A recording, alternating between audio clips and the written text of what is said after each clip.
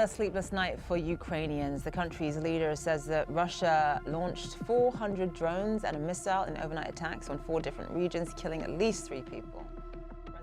Russia has now entered its 4th year of full-scale war in Ukraine, spending an estimated $200 billion and counting. Over 10,000 Western sanctions have targeted its banks, oligarchs, energy sector, and trade partners. The country has been cut off from SWIFT, frozen out of global capital markets, and isolated from Western technology. And yet, Russia's war machine hasn't stalled. It's expanding. Missile production has surged. Troop recruitment is up. Defense spending now makes up over 6% of GDP, a level not seen since the Cold War. The West assumed sanctions would crush the Kremlin's ability to fund war. Instead, Putin has quietly built a parallel economy, adapted its financial system, and replaced disloyal billionaires. So how is he still paying for it? And how long can it last? You're watching Wealth Decoded, where we investigate the hidden forces behind global power, money, and influence. If you value research-driven stories like this, consider subscribing. It helps more than you know. In 2022, Western leaders unleashed the most aggressive economic war in modern history. They froze $300 billion in Russian central bank reserves. They banned exports of high-tech components. They cut off Russia's biggest banks from the global financial system. And they imposed a price cap on Russian oil at $60 per barrel. But the Kremlin didn't collapse. It recalibrated. Russia simply found new buyers, new payment systems, and new intermediaries. Instead of relying on the dollar or euro, it leaned into the Chinese yuan. Instead of selling oil to the EU, it rerouted shipments to India, China, Turkey, and the UAE, often under different flags and paperwork. The sanctions hurt, but they also forced Russia to restructure its economy for wartime survival. And in the process, they exposed a deeper truth. You can't sanction a nuclear power the same way you do a rogue bank. Russia didn't just survive sanctions, it rewired its economy around them. Победы! Ура! First, it slashed non-military imports and restricted foreign currency use. Then it redirected trade through friendly or neutral countries. Exports to India, for instance, surged by over 100%. Chinese banks stepped in to facilitate payments via CEPs, China's alternative to SWIFT. Domestic companies were ordered to convert earnings to rubles, while the central bank ramped up gold purchases to buffer reserves. Russia also established new trade routes, using ghost fleets, offshore tankers, and intermediaries to disguise oil origins. The result? A parallel trade and payment network that allows the Kremlin to keep cash flowing, even while officially cut off from the West. This is no longer a wartime adjustment. It's a permanent realignment, and it's the financial backbone of Putin's war machine. Despite sanctions and price caps, oil and gas still fund nearly a third of Russia's federal budget. In 2023 alone, Russia exported over $200 billion worth of energy, equivalent to over 60% of total government revenue, and nearly 11% of the country's entire GDP. How? A network of ghost fleets, ship-to-ship transfers, and flag-switching tankers now moves Russian oil through loopholes in global monitoring. Countries like India and Turkey import this crude at a discount, refine it, then resell it, often back to Europe. The oil may be Russian, but the label says otherwise. Meanwhile, Russia has weaponized logistics.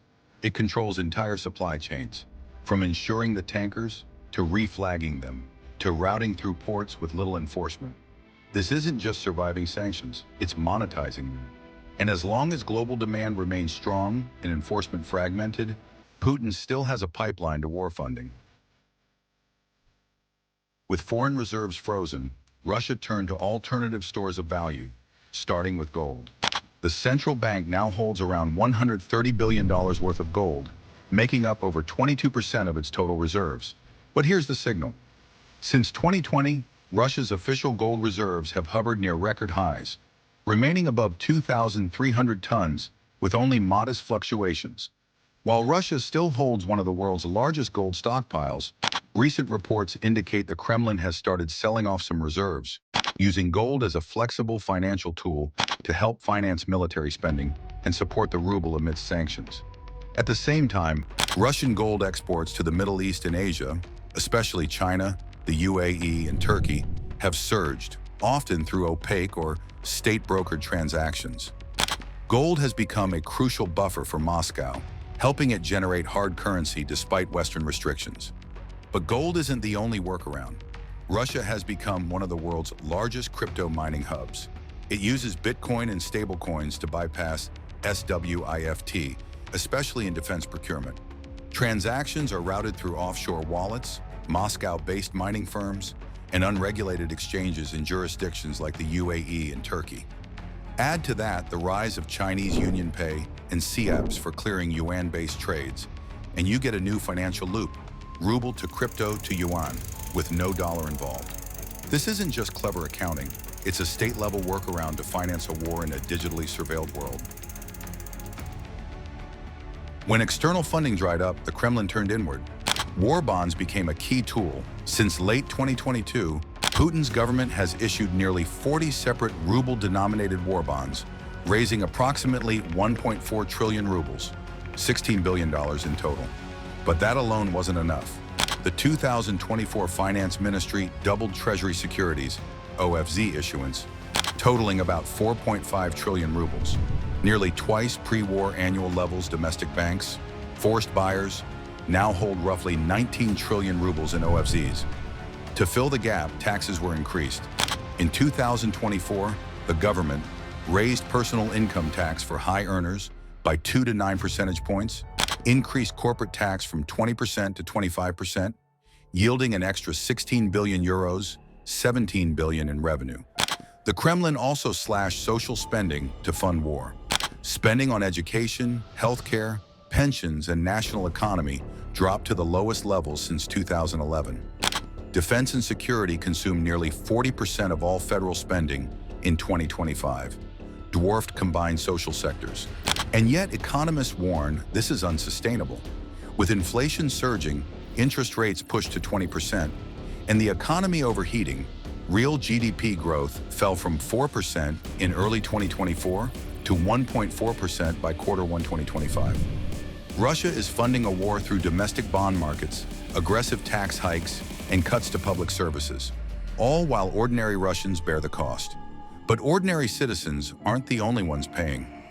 Inside Russia's elite, a much quieter purge has begun. Since the invasion of Ukraine, over 40 prominent Russian billionaires and executives have died under suspicious or abrupt circumstances. Many were tied to the energy sector, weapons manufacturing, or had expressed private criticism of the war. Some fell from balconies, some suffered heart attacks, others vanished during private jet flights or while on business abroad. Among them, Ravel Maganov, chair of oil giant Lukoil, Vladislav Avayev, former VP of Gazprom Bank Leonid Shulman, top executive at Gazprom's logistics arm. Official narratives offer no pattern. But the timing and the industries suggest something else. The Kremlin isn't just fighting a war abroad. It's consolidating control at home by eliminating disloyal financial power. In wartime Russia, being rich is not enough. You have to be useful and silent. As the old guard vanishes, a new billionaire elite has emerged, deeply tied to the war economy. This new class includes Sergei Chemezov, head of Rostec, the state defense conglomerate Andrei Guryev Jr., CEO of fertilizer giant Fosagro, which supplies military logistics, and Yevgeny Prigozhin's successors, now redistributed among military-linked business networks. Their wealth is rooted in defense contracts, state procurement, and Kremlin patronage. These are not oligarchs in the traditional sense. They are functionaries with billion-dollar war portfolios whose fortunes rise and fall with Putin's strategic goals. More importantly, their wealth is almost entirely domestic, kept within Russia, denominated in rubles, and built on loyalty rather than legacy. Putin doesn't just need capital, he needs obedient capital. And now he has it. With oil, taxes, and internal debt markets, Putin has built a wartime economy that functions, barely, but the strain is mounting. In 2024, Russia's budget deficit exceeded $46 billion, nearly 2.5% of GDP, and is projected to widen further. Military spending now consumes 6.7% of GDP, triple the level in 2021. The National Wealth Fund, once a sovereign buffer, is being depleted, dropping from $175 billion in early 2022 to under $100 billion by mid-2025. At the same time, core inflation has returned, wages are stagnating, and brain drain is accelerating. Over 1 million Russians have left the country since the war began, many of them young, educated, and affluent. Putin's war wallet is still full, for now, but it is increasingly dependent on discounted oil, taxed citizens, and coerced bond buyers. It's not a financial collapse yet, but it is a controlled burn. While the first wave of sanctions forced Russia to adapt, the latest European Union package may finally pierce through Putin's finance firewall. In July 2025, the EU unveiled its toughest sanctions yet, designed to close loopholes and hit shadow financing directly. Lowered the oil price cap from $60 to $47.60 per barrel with a dynamic resetting mechanism to stay 15% below global market prices. Targeted 105 additional shadow fleet vessels, blocked services and port access, bringing total sanctioned tankers above 400, banned refined petroleum imports derived from Russian crude after third-party processing, imposed transaction bans on 22 new Russian banks via SWIFT cutoffs, plus the first-ever sanctions on 2 Chinese banks aiding evasion, blocked any future rebuilding of Nord Stream 1 and 2 pipelines, and hit Rosneft's Indian refinery. Why it matters? This isn't just symbolic. It's a sharp move aimed directly at cracking the pipelines in oil, finance, insurance, and banking that sustain war. But enforcement remains split. China, India, and the UAE haven't all joined, and oil demand remains high. Putin claims immunity, but the EU's pressure is now more precise, persistent, and potentially game-changing. Putin's war economy is no longer a contingency. It's a design, built on oil smuggled across oceans, backed by gold moved off the books, enabled by loyal billionaires who owe everything to the state, and financed by citizens who can't say no, even if they wanted to. The Kremlin has created a financial system that doesn't need Western trust, only control. And in that system, money flows not through markets, but through silence, fear, and obedience. The West still believes financial pressure can end this war. But to crack the Kremlin's wallet, it may take more than sanctions. It may require dismantling the system that makes war profitable in the first place. Stories like this often get buried by the algorithm. If you found it valuable, please share it.